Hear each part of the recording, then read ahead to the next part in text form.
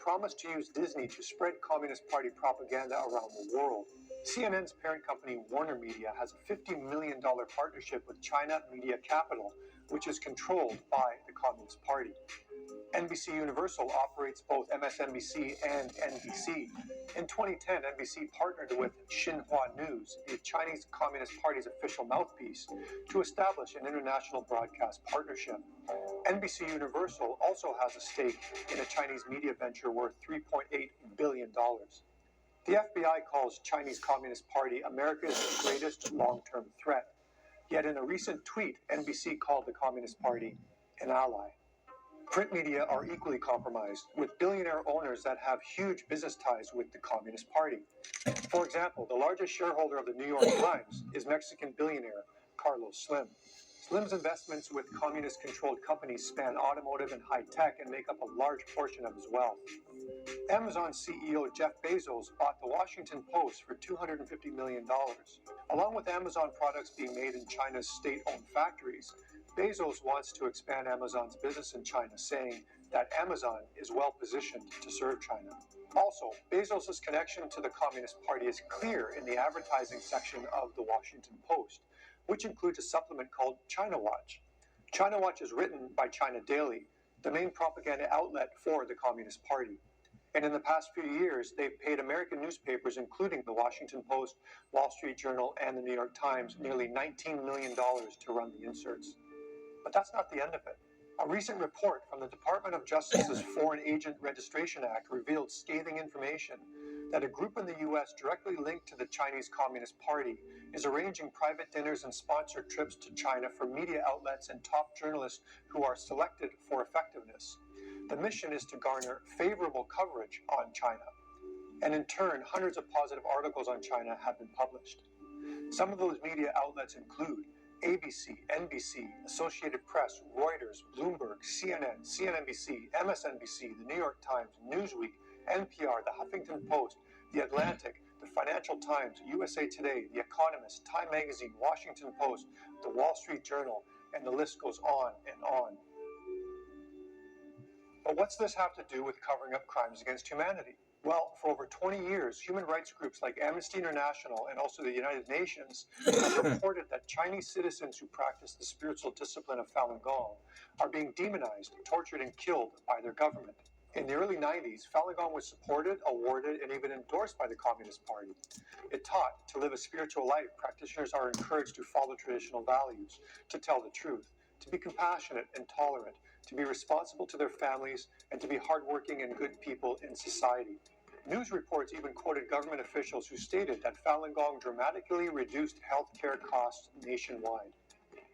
However, at that time, the Communist Party leader was Jiang Zemin.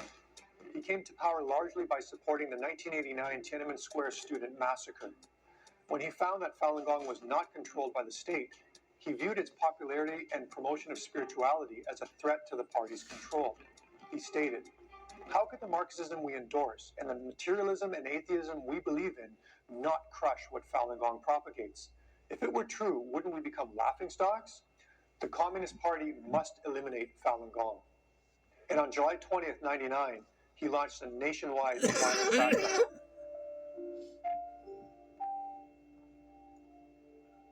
In the beginning, mainstream media reported on the mass injustices.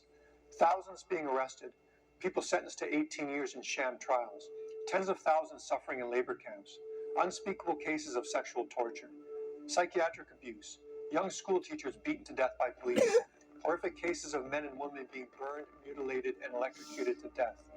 A Wall Street Journal reporter even won a Pulitzer Prize for exposing the mass torture and killings of Falun Gong practitioners, including Miss Chen, a 58-year-old grandmother who police beat to death over 3 days for simply pleading for her freedom to believe. Under orders from the regime that no measures are too excessive to wipe out Falun Gong, she was whipped and beaten with plastic pipes, punched in the face and head, electrocuted with stun guns on her neck. Her ears were swollen black from torture, and all her teeth were broken. She crawled outside her cell, vomited, and died. The reporter stated, "The effects on society of such systematic brutality is hard to gauge. None of the deaths have been reported in the Chinese media." But then, in the 2001 lead-up to the Beijing Olympic bid, Reports surfaced on how Jiang Zemin was influencing mainstream media to remain silent to the crimes happening to Falun Gong in China. For example, in 2001, the New York Times publisher flew to China to meet with Jiang Zemin. Days later, NewYorkTimes.com was suddenly unblocked in China. And since then, they've been mostly quiet on the persecution and even published stories attacking Falun Gong. In March 2001, James Murdoch, son of media tycoon Rupert Murdoch, returned from China and stunned attendees at the annual Milken Institute Business Conference by viciously attacking Falun Gong with Communist Party propaganda. In the years that followed, a sample of Associated Press and AFP and Reuters articles showed 75% were spurred by Chinese government sources attacking the group. In 2007, CBC, Canada's national news network, who held the broadcast rights to the 2008 Beijing Olympics, cancelled a scheduled documentary on Falun Gong after pressure from the Chinese embassy.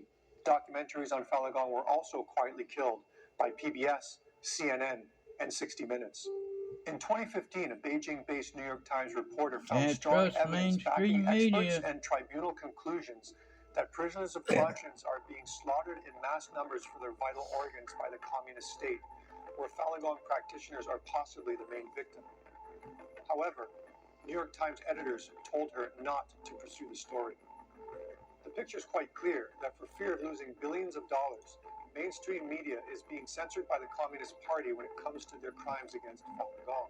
Recently, some mainstream media with strong ties to the Communist Party have attacked Falun Gong with religious bigotry and hatred hauntingly similar to Communist Party propaganda that Falun Gong is political and a danger to society. But is trying to stop the torture and killing of human beings actually considered political? I mean, if your loved ones or friends were being murdered, would you not approach your government for help?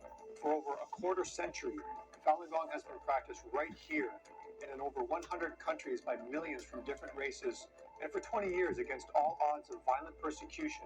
It's been Falun Gong's peaceful and rational efforts to help save the lives of others that has garnered support from millions who have signed petitions calling for an end to the persecution, and also from government officials worldwide, including 5 unanimously passed bipartisan U.S. Congress resolutions, 10 resolutions passed by European Parliament, and thousands of officials who have issued proclamations and signed statements calling for an end to the persecution. Also, the founder of Falun Gong, Mr. Li Hongzhi, is a 5-time Nobel Peace Prize nominee. He was nominated by the European Parliament for the Sakharov Prize for Freedom of Thought, and he's the recipient of Freedom House's International Religious Freedom Award. These actions should speak volumes about the spirit of Falun Gong's teachings. One of the most powerful weapons of every genocide campaign in history is hate propaganda, lies, and fake news that's used to create indifference towards a targeted group, allowing the atrocities to continue. And for 20 years, the Communist Party has used hate propaganda, lies, and fake news to paint Falun Gong as controversial and something to unmask, while mainstream media has perniciously followed along. But has mainstream media forgotten what the Communist Party truly is? They're responsible for the deaths of over 80 million people. They killed millions during the Cultural Revolution. They killed over 1 million Tibetans. They killed thousands in the Tiananmen Square student massacre. Today they still suppress Tibet. They persecute true Christians, and they are ethnically cleansing the Muslim Uyghurs. And they're attacking innocent Hong Kongers who are standing up for freedom. In 1997, they covered up the bird flu. In 2003, they covered up SARS that killed people worldwide. And in 2020, they covered up COVID for 6 weeks, allowing it to spread and kill millions around the world by lying that it was not transmittable. And today, they still try to hide responsibility for COVID by blaming U.S. soldiers for the virus and by jailing heroes who tried to warn us of the cover-up, like reporter Jiang Zhan, who was just sentenced to 4 years in prison as a troublemaker.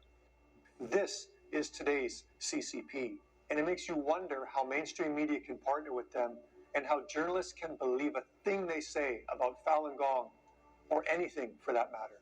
We then have this guy, high-ranked Chinese embassy official Mr. Chen Yonling, who defected in Australia and exposed the real reason for the continued attack on Falun Gong. He stated, "The Chinese Communist Party has always relied on violence, lies, and advocating atheism to maintain its power. They cannot understand Falun Gong's peaceful efforts to protect their freedom of belief. Now, they can't let the international community know what they've done to Falun Gong in China."